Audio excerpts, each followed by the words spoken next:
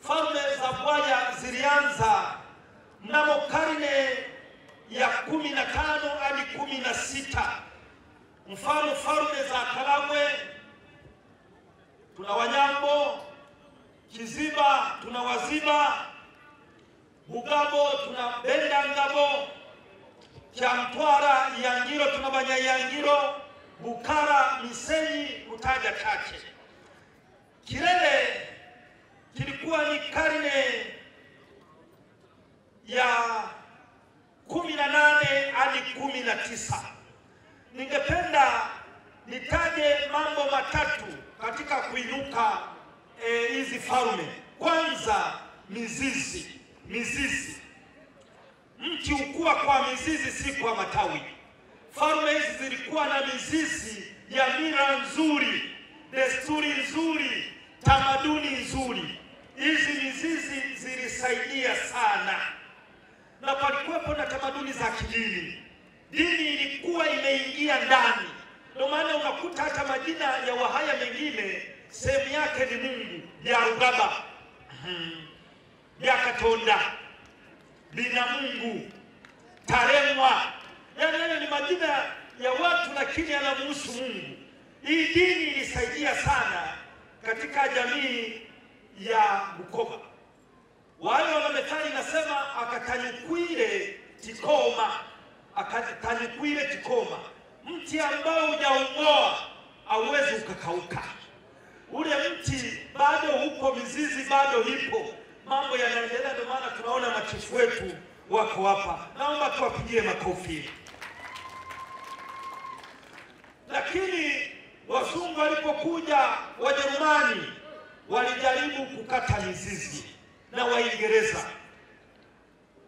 Ndio maana ukisoma kitabu cha Things Fall Apart, nilikisoma nikiwa form 4, kuna sehemu ninanukuu, does the white man understand our customs about land? How can he does not even speak our tongue? But he says that our customs are bad. Even only brothers who have taken up his religion say that our customs are bad. How do you think we can fight when our brothers have turned against us? The white man is very clever. He came quietly and peaceably. We are amazed at his foolishness and allow him to stay. Now he has put an end from the things that held us together, and we have fallen apart. Hiyo nilisoma form 4 mwaka 88. Kwa hiyo huyu Chinua Achebe alikuwa anaelezea jinsi wazungu walivyoingilia tamaduni zetu wakakata mizizi. We are fallen apart. Ilikuwa ni sababu mojawapo ya kuanguka tawala. Lakini tawala hizi ziliinuka kwa sababu ya mfumo. Zilikuwa na mfumo, mpangilio wa sehemu zinazoshirikiana ili kufanikisha lengo au kudumisha utaratibu. Palikuwepo na koo. Kwa mfano, Ababini, Abarwani, Abankango, Abajubu. Hizi zilikuwa ni koo. Hizi zilisaidia sana. Na kiongozi wa koo aliitwa Mugurusi. Huyu hakuwa tu kiongozi wa kisiasa, lakini alikuwa kiongozi wa kidini pia. Hao walifanikisha mambo. Koo zilikuwa nyingi, nimetaja chache. Kuna Abatundu, Abagombe, Abanyuma, Ababini, Abarwani. Mimi uko wangu Abarwani. Fighter. Lakini ndio Murwana Tarwana. Fighter ambaye agombani. Lakini ni ukoo. Abayuzi, Abasimba, Abasaizi. Lakini palikuwepo na ili kuleta mshikamano, palikuwepo ndoa kati ya falme na falme.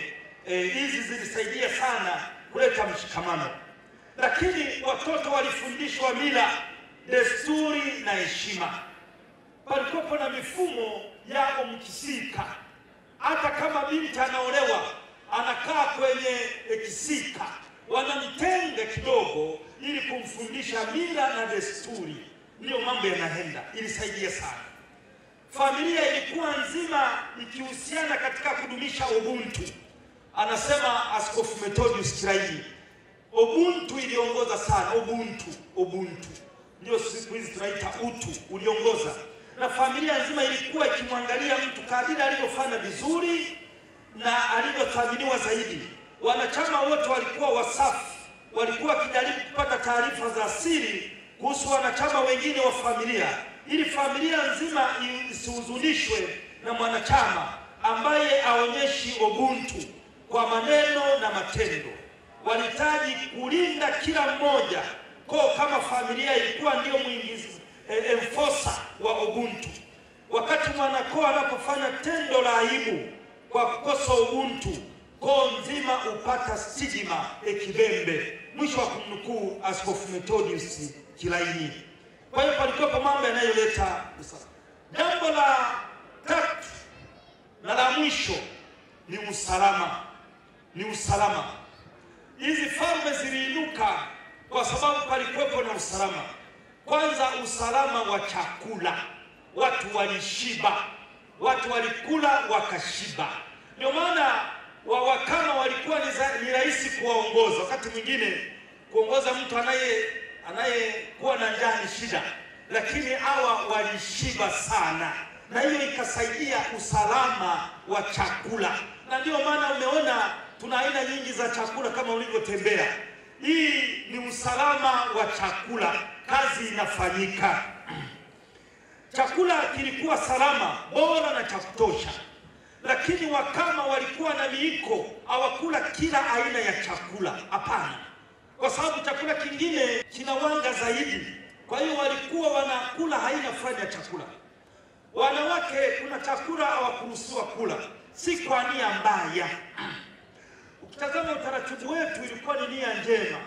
Kwa mfano hawakula senene, lakini ukweli senene walikula kwa sababu walikuwa na balance chumvi. Huwezi ukabalance chumvi bila kuonja.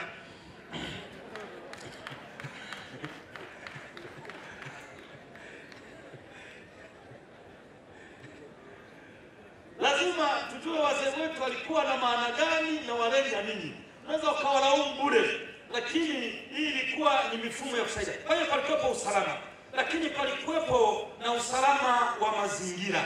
Ilisaidia sana. Lakini kilicholeta na nizi ilikuwa ni mshikamano. Hii ilisaidia sana katika falme. Na malizia, kuna baba mmoja kabla hajaaga dunia alikuwa kwenye kitanda cha mauti, akawaambia watoto wake 7, akasema naomba leta fimbo. Wakaleta fimbo, akasema baba anataka kutuchalaza. Akamwambia mmoja, chukua fimbo moja, weka kwenye goti, vunja. Fimbo ikavunjika. Akasema leta nyingine, akaleta. Akasema chukua fimbo 7, zote zifunge pamoja. Walipozifunga pamoja, akasema weka kwenye goti, jaribu kuvunja. Hazikuvunjika kwa sababu zilikuwa zimefungwa pamoja. Na hizi falme zilihakikisha kwamba zinaleta watu pamoja, pakiwepo na mshikamano. Umoja ni nguvu, utengano ni udhaifu. Lakini kingine ambacho kilisababisha hizi falme kuvunjika ni kutosoma alama za nyakati. Waga wanasema the survival of the fittest, lakini siku hizi tunasema the survival of the fastest. Yani mambo yanaenda haraka, unahitaji kwenda kwa kasi. Mfalme Rumanyika alipoona mambo yako hivi, akajaribu kujifunza na diplomasia ili kuishi na hao Wajerumani na Waingereza ili mambo yaende. Akajaribu kwenda kwa kasi. Wengine wakwenda kwa kasi ya mabadiliko, falme nyingine zikaanguka. Tunajifunza, hiyo ni masomo ya kujifunza. The survival of the fastest. Mambo yanaenda haraka sana, yanaenda haraka. Ulimwengu lazima tujifunze hilo, na mshikamano na mifumo na ile mizizi ya mila, desturi na hizo lugha zetu. Tuna desturi nzuri. Vijana wengine hawezi wakajua kwamba sisi Wahaya tulikuwa na namba takatifu. Namba takatifu kwa Wahaya ni 9 ndio namba takatifu. Kwa Waisraeli ni namba 7 na 40. Sisi Wahaya ni namba 9. Kwa hiyo msichana anapochumbiwa anapeleka senene 9. na 9 kwa kiayo mwenda inatokana na vabu kitenzi kupenda namba takatifu. Mkomba zara akaitwa ya mwenda inyanjaka shabukamnana ya mwendana na gigwamu. Hata hao wengine si watabiri nini wanatumia amatobo ensimbi mwenda. Naona ensimbi pale hapo kwenye meza. Wanatumia 9 katika tamaduni zetu. Hiyo ndio namba takatifu. Lakini lazima vijana wajue hizi tamaduni zetu. Kilichofanya hizi falme zianguke ni somo la kujifunza. Naona muda wangu umefika, niishie hapo. Akatanyukwile tikoma. Asante.